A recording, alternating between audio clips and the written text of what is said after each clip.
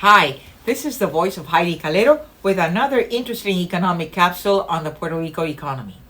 Don't forget to subscribe to the voice of Heidie Calero and to give us a like in those capsules that you're interested in, because the content is really akin to your interest, and we would like to hear from you any ideas, any potential new capsules that we can discuss in future chapters. So don't forget.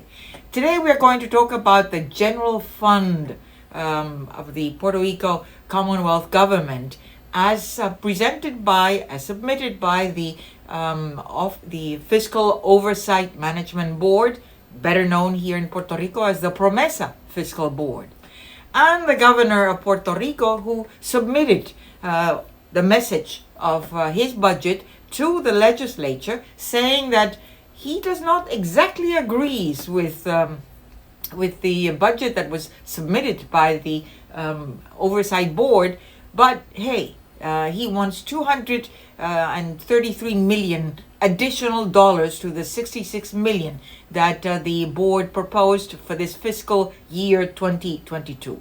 So let's look at this fiscal year 2022 proposed compared to the fiscal year 2021, the one that is still running through June 30th of this year. And this graph depicts both the 2021 and the 2022 proposed budget. The proposed budget is $10.1 billion, and compared to the current one, which was $10 billion.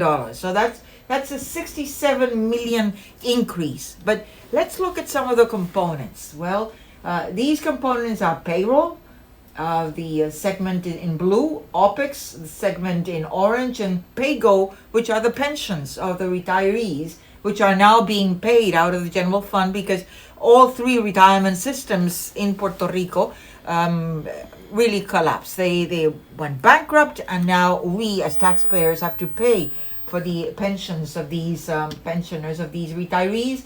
And that is really taking $2 billion out of our taxpayers' money, which before they would be coming out of the retirement systems. If they were well managed, then the assets would render income and revenues to pay for those retirees. But now they're coming out of our taxpayers' money. And that means that those monies that go to pay the pensions will not go to economic development, will not go to social development, will not go to safety, to the University of Puerto Rico. So that gives you an idea of the magnitude. So in terms of the pensions, there is a reduction of $24 million, operating expenses, an increase of $191 million, and in terms of payroll, about a reduction of $100 million. And this leads us to another very close topic, which is related to LUMA, which is the private company that will be taking over the administration of the Puerto Rico Electric Power Authority. And the law says that those employees currently with the Puerto Rico Electric Power Authority, if they do not want to go with LUMA, they will be reabsorbed by the Commonwealth government. Well, there's $100 million less in payroll, so we wonder, how are they going to be absorbed? Somebody has to pay. Let's look at the top 5 agencies in this budget. Well, at the top is education, and here again we make the comparison between fiscal 2021 and the budget of fiscal 22. And this is the top agency. It receives $2.3 billion. Public education in Puerto Rico is a disaster. It's not a question of money. It has enough monies. It's just a question of the incompetence of this centralized Department of Education that has so many bureaucratic layers that really, when it comes down to students, they are not really paying attention to the curriculum and how to make our labor force more competitive with children who know math, science, Spanish, English, and all the other skills that are necessary to compete in this global environment. Well, they are reducing $152 million in education, and that reflects in $85 million in payroll, $53 million in operating expenses, and 14 million in the pensioners, in the pensions, 14 million.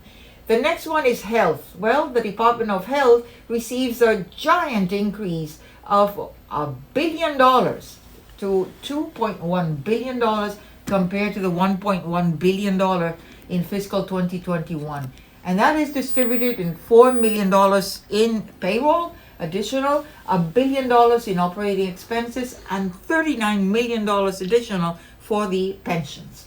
These are custody accounts under the aegis of the Department of Treasury, and they are also experiencing $501 million reduction in the fiscal year 2022, and that's distributed in an increase in payroll of $26 million, but a reduction of $418 million in operating expenses, and a reduction in $110 million in the pay-go of the pensioners. Public safety, again, a reduction of $172 million, distributed in $38 million less in payroll, $131 million less in operating expenses, and $2 million less in pay-go, the pensions of the retirees. So these are areas, same as health, they are just as important, and we need more in terms of safety and security. And what this board is saying, no, you're going to have less money. And then you have the University of Puerto Rico. Higher education used to be the crown of higher learning in Puerto Rico. Well, besides the past 2 years that they have been reducing their budget, now they will be experiencing another decrease of $94 million, all in operating expenses. So all the other agencies experience $68 million less, and that's again distributed in the three segments that I mentioned before. But even more interesting is that a budget is really a tool also, not just for numbers and expenses, but it has to identify the resources. Where is this going to be paid? Where is the debt service? Puerto Rico started paying some of that debt service in the general fund back in last year and this current year. Where is it? It's not here. And there is a debt adjustment that is right now being negotiated with many of these bondholders and to be submitted to the federal judge, Taylor Swain. Well, nothing is included here for that debt service. So it seems that there are more questions than answers. But more importantly is, if we distribute this budget, fiscal year 2021 and 2022, this time by programmatic area, and we have an enhanced definition of economic development, which is not just the Department of Economic Development in Puerto Rico, but this one includes agriculture, it includes education, it includes the University of Puerto Rico, it includes the Department of Labor, natural resources. I mean, all of that is part of economic development. Well, here, even though Social Security received an increase of $843 million, or a 22% increase, then economic development suffered a decline of $273 million, or a decline of 8%. What do you want, Puerto Rico? Increased dependence in terms of social development, or do you want economic growth and economic development? Then, if the answer is yes to that last question, then this equation should be inverted, and we should have more monies allocated to economic development, so that this current discussion about Puerto Rico paying more in terms of minimum wage, we need jobs that will pay more than the minimum wage, so that we do away with all this critique of, oh, it's too low, the minimum wage. What is wrong is to have jobs that only pay minimum wage, especially for our labor force in the productive years of age. So overall, for the others, it's a reduction of $505 million, or 19%. So as you see, there are still many questions to be answered, and this has to go to the legislature.